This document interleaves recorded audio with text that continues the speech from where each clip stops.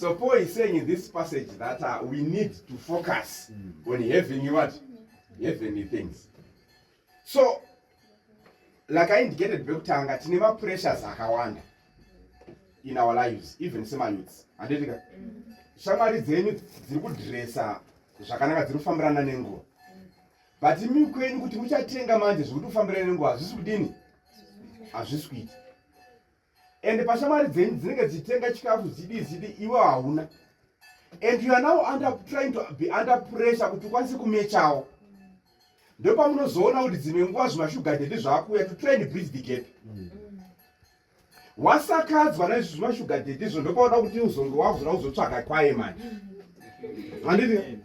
And then wakunopa zitende rako kune mumwe munhu zvake atori clean zvake. Zitende raparadzwa nemabasa angu uchidini? Uchiita. That will not be fair kune munhu achakuroora. Handiti? Vamwe pakati peda patanzwira nekurara nevasikana mutatu. But wakuda kuzonotsvaga kuti andoda virgin, iwe uri virgin.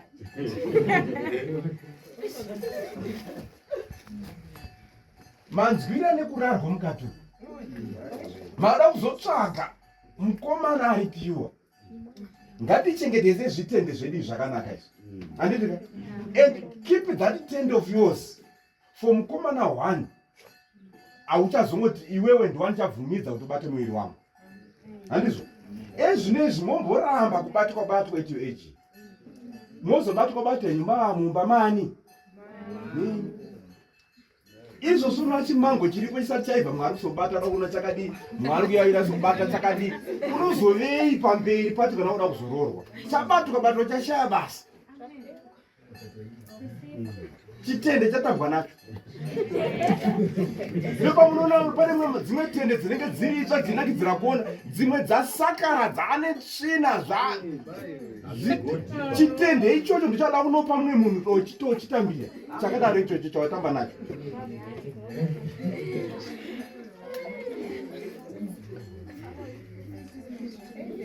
You need to be jealous about your tent. Be very jealous about it. Let no one play with you. Titeseka.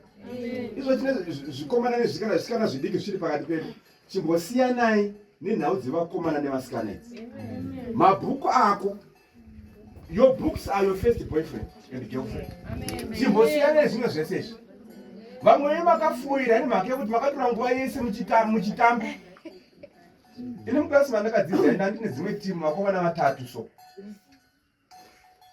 Tataunzaita madiscussions. Kana paine mumwe musikana mukilasi arikuda kuti anyepere kuda kuziva zvekuti avapfuure pakugona. Endo totaurirana kuti toita sei? Iwe enda. Otonofirwa musikana waya. Unomboziva kuti vasikana vanokurumidza kuperera murudo nebvudzi rese nenzeve dzese. Zvese imomo. Ende zvimabhuku tsvazva ndizva kusaidi. Iye ari kutamba hake but musikana adini? Apera. Uzoti kangomudaro chete anofoira chete skate pamusoro mukilasi. Tatine 3 boys mukilasi vaidaro. And vamwe zvamakatetwa izvizvi. Tumwe munhu amudana naye arida kutongotamba nemi kuti nguva ifambe mubudzikisirwe chete.